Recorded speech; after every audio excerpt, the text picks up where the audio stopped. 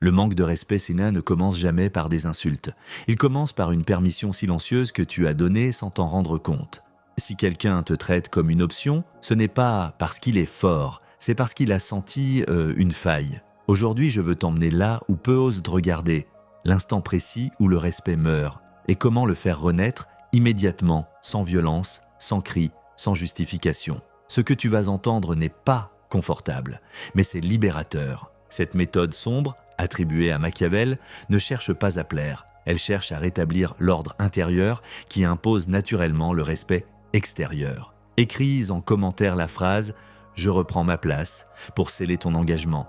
Abonne-toi, aime cette vidéo et reste jusqu'à la fin, une vérité silencieuse t'y attend, capable de changer à jamais la manière dont les autres te perçoivent. À la Renaissance, le respect n'était pas une émotion, c'était une structure invisible qui organisait les rapports humains. Machiavel observait que le monde ne récompense pas la bonté naïve, mais la cohérence intérieure. Dans les cours italiennes, celui qui hésitait, qui expliquait trop, ou qui cherchait à être aimé devenait une cible. Le respect naissait d'un axe interne ferme, non d'une morale affichée. Avec le temps, cette connaissance a été déformée, diabolisée, puis enterrée sous des idéaux de gentillesse obligatoires. Pourtant, la psychologie moderne confirme ce que ses penseurs savaient déjà. L'esprit humain teste constamment les limites. Le mépris que tu subis aujourd'hui n'est pas un accident, c'est le symptôme d'une époque qui a oublié que le respect commence toujours par une posture intérieure claire et non négociable. Le respect ne se réclame jamais, il se dégage. C'est la première vérité que peu acceptent parce qu'elle est douloureuse. Lorsque quelqu'un te manque de respect, ton réflexe naturel est de vouloir expliquer, corriger, te défendre ou prouver ta valeur. Et pourtant, chaque mot supplémentaire que tu ajoutes nourrit exactement ce qui t'écrase. Machiavel l'avait compris en observant les dynamiques de pouvoir humaines. Le mépris naît toujours là où l'énergie fuit. Le manque de respect n'est pas une attaque frontale, c'est un test. Un test silencieux pour voir si tu es centré ou fragmenté, si tu te tiens sur tes appuis ou si tu dépends du regard extérieur pour exister. Dès l'instant où tu ressens le besoin de te justifier, tu viens de perdre l'échange, même si l'autre se tait. La méthode sombre dont nous parlons ne consiste pas à humilier, dominer ou écraser. Elle consiste à retirer immédiatement l'accès à ton énergie. Le mépris ne survit jamais dans le vide. Il a besoin d'un public, d'une réaction, d'une émotion qu'il peut manipuler. Quand quelqu'un te parle mal, te coupe, t'ignore ou te rabaisse subtilement, il cherche une chose précise. Vérifier s'il peut déplacer ton centre de gravité. S'il réussit, même légèrement, le respect s'effondre. S'il échoue, le comportement cesse presque toujours de lui-même. Observe bien ce mécanisme.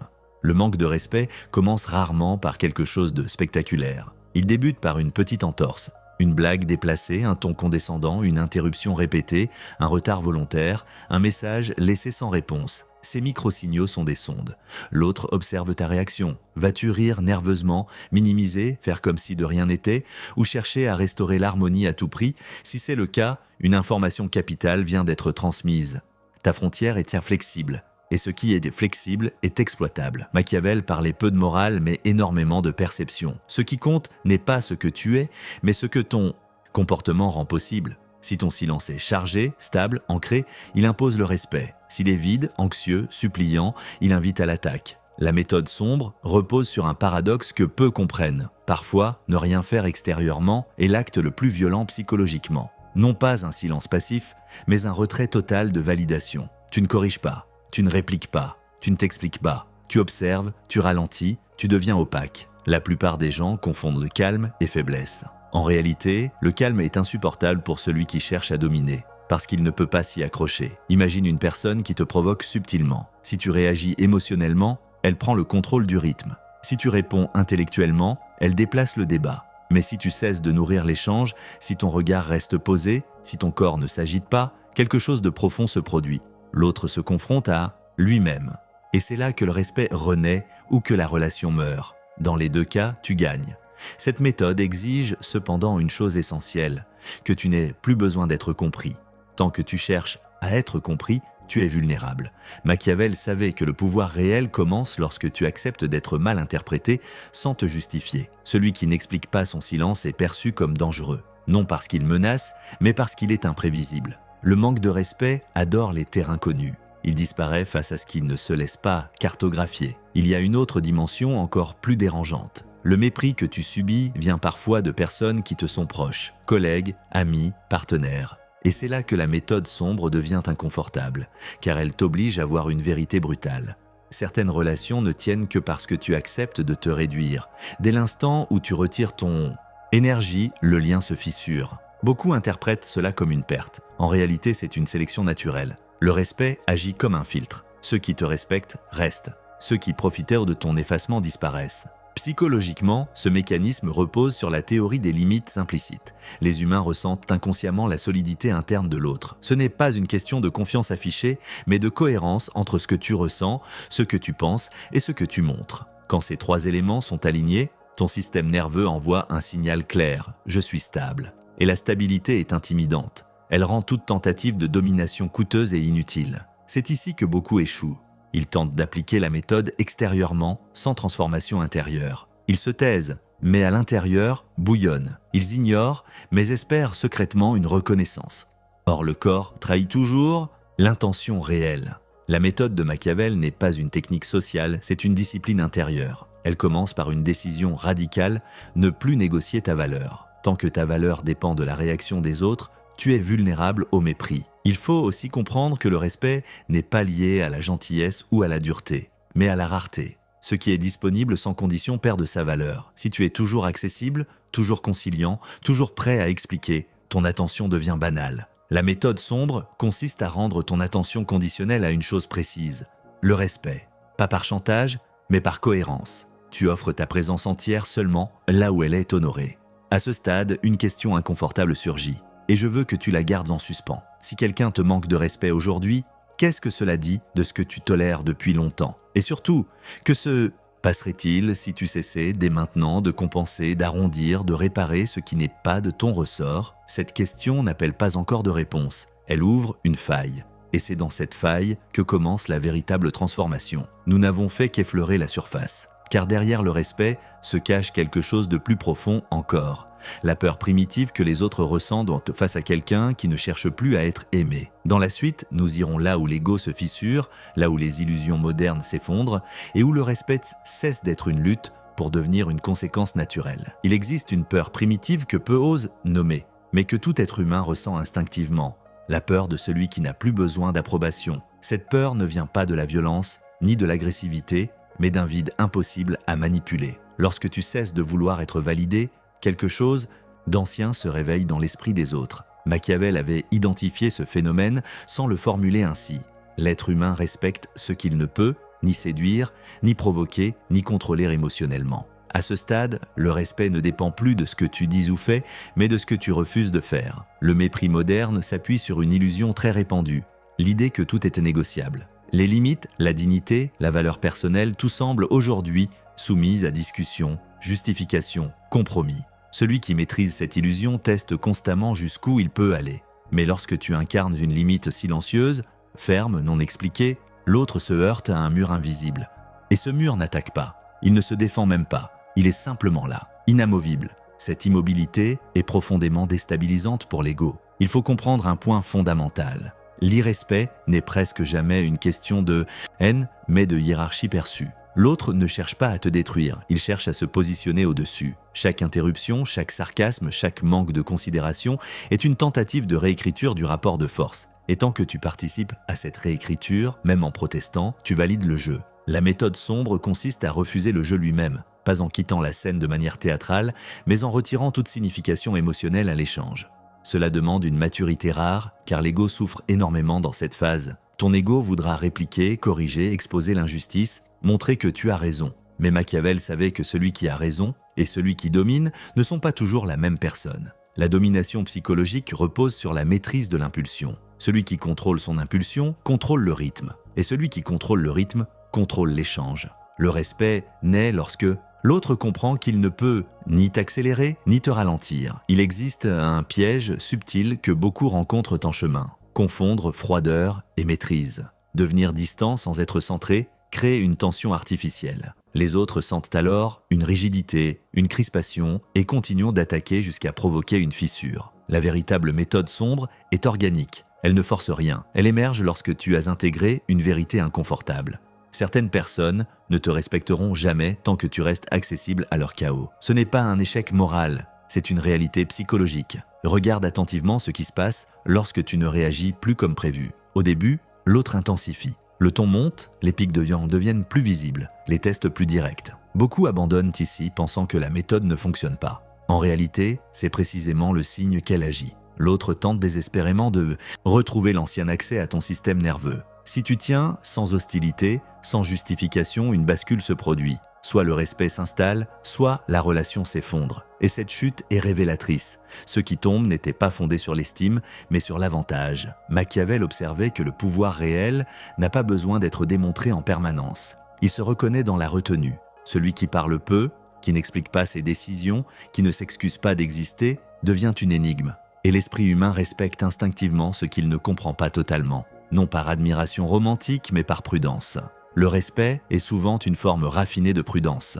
Il y a aussi un paradoxe moderne que peu osent affronter. Plus tu cherches à être aimé, plus tu deviens interchangeable, plus tu cherches à être respecté par des ajustements constants, plus tu perds ta singularité. La méthode sombre inverse cette logique.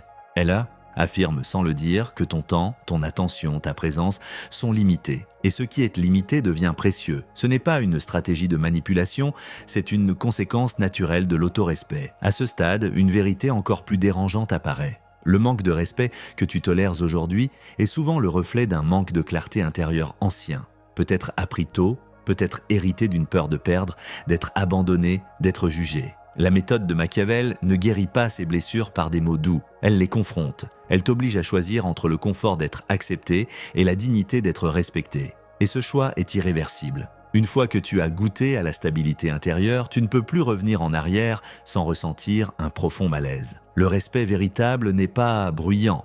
Il ne se manifeste pas toujours par des compliments ou des marques visibles. Il se manifeste parce que les autres n'osent plus faire en ta présence.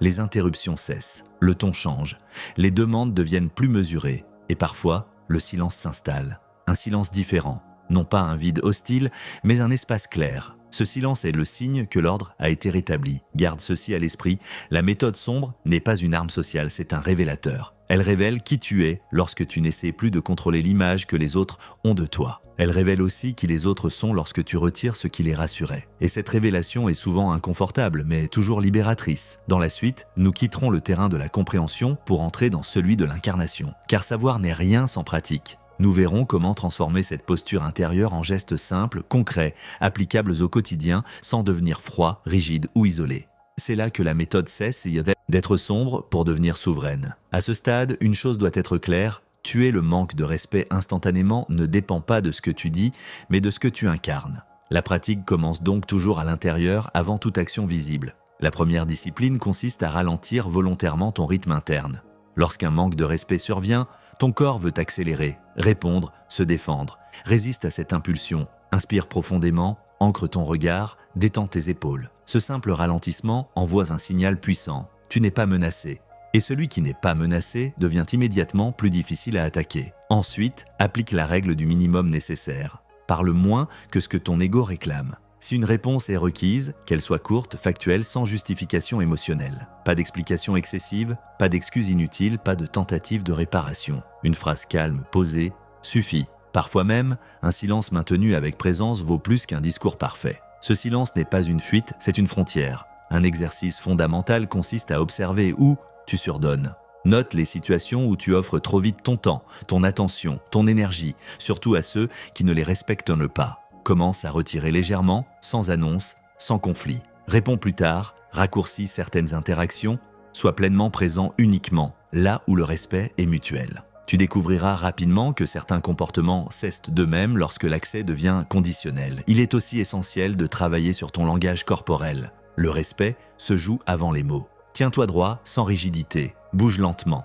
évite les gestes nerveux, maintiens un contact visuel, calme, non défiant. Ton corps doit communiquer que tu es stable, centré, non pressé de plaire. Entraîne-toi devant un miroir ou dans des situations neutres. Ce n'est pas du théâtre, c'est une rééducation de ton système nerveux. Un autre rituel puissant consiste à cesser de corriger immédiatement. Si quelqu'un te parle mal, résiste à l'envie de le remettre à sa place sur le champ. Laisse passer un court silence. Observe. Puis, si nécessaire, réponds plus tard, avec calme, en redéfinissant simplement ce que tu acceptes ou non. Cette temporalité brise la dynamique de domination instantanée et te replace en position de contrôle. Tu rencontreras des obstacles internes. La culpabilité d'abord. Tu auras l'impression d'être froid, injuste, distant. C'est un résidu de conditionnement. Le respect n'est pas de la dureté, c'est de la clarté. Tu ressentiras aussi la peur de perdre certaines relations. Cette peur est légitime mais révélatrice. Toute relation qui ne survit pas à ton autorespect n'était pas une relation équilibrée. Il est crucial de ne pas tomber dans l'excès inverse. La méthode sombre n'est pas l'isolement, ni le mépris des autres. Elle n'exige pas que tu deviennes inaccessible à tous, mais que tu deviennes indisponible au manque de respect. Reste ouvert, humain, chaleureux avec ceux qui te traitent avec considération. La fermeté n'exclut pas la bienveillance, elle la rend possible. Pratique aussi l'auto-observation quotidienne. Chaque soir, revisite mentalement les moments où tu as ressenti un malaise relationnel. Demande-toi non pas ce que l'autre a fait, mais ce que tu as toléré. Sans jugement, juste avec lucidité. Cette lucidité transforme progressivement ton seuil de tolérance. Et ce seuil redéfinit ton environnement. Enfin, accepte une vérité fondamentale. Cette méthode ne te rendra pas populaire auprès de tout le monde, mais elle te rendra solide. Et la solidité attire naturellement le respect juste, celui qui ne demande ni performance ni sacrifice de soi. Plus tu pratiques, plus le respect cesse d'être un bien combat pour devenir un filtre naturel. Il reste maintenant une étape essentielle. Rassembler tout ce qui a été dit et te confronter à une dernière vérité silencieuse. Car comprendre comment tuer le manque de respect est une chose. Accepter ce que cela implique pour ton identité en est une autre. C'est ce que nous allons sceller dans la conclusion. Le respect n'a jamais été une négociation ni une récompense accordée par les autres. C'est une conséquence directe de ce que tu acceptes, de ce que tu refuses et surtout de ce que tu ne justifies plus. Tout au long de cette exploration, une vérité s'est dessinée avec insistance. Le manque de respect n'est pas quelque chose que l'on combat, c'est quelque chose que l'on cesse de nourrir. Dès l'instant où tu retires de ton énergie des jeux de domination, des attentes implicites et des validations silencieuses, l'ordre se réinstalle, parfois calmement, parfois brutalement, mais toujours clairement. La méthode sombre attribuée à Machiavel n'est pas une technique sociale de plus. C'est un seuil intérieur, un point de non-retour où tu décides que ta dignité ne dépend plus du regard, de l'humeur ou du confort émotionnel des autres. Ce choix change tout. Il modifie ton langage corporel, ton silence, ton regard, ton rythme. Et ce sont ces signaux invisibles que l'esprit humain respecte instinctivement. Non par admiration naïve, mais parce qu'il sent une cohérence qu'il ne peut ni forcer ni manipuler. Il est possible que, dès demain, certaines dynamiques autour de toi changent. Certains se rapprocheront avec plus de respect. D'autres s'éloigneront. Ne vois ni l'un ni l'autre comme une victoire ou une perte. Vois-les comme une révélation. Le respect agit toujours comme un révélateur de vérité. Il montre ce qui était authentique et ce qui ne tenait que par ton effacement. Je veux te laisser avec une question simple mais radicale. Si, à partir d'aujourd'hui, tu cessais totalement de te justifier, de t'expliquer et de compenser le manque de respect des autres, qui resterait vraiment dans ta vie? Et surtout, qui deviendrais-tu dans ce silence nouveau? Si ce message a résonné en toi, écris en commentaire la phrase « Je ne négocie plus ma valeur ». Aime cette vidéo, abonne-toi si tu veux continuer cette exploration intérieure et reste proche. Car ce que peu osent t'affronter à l'extérieur commence toujours par une décision intime, silencieuse et profondément transformatrice.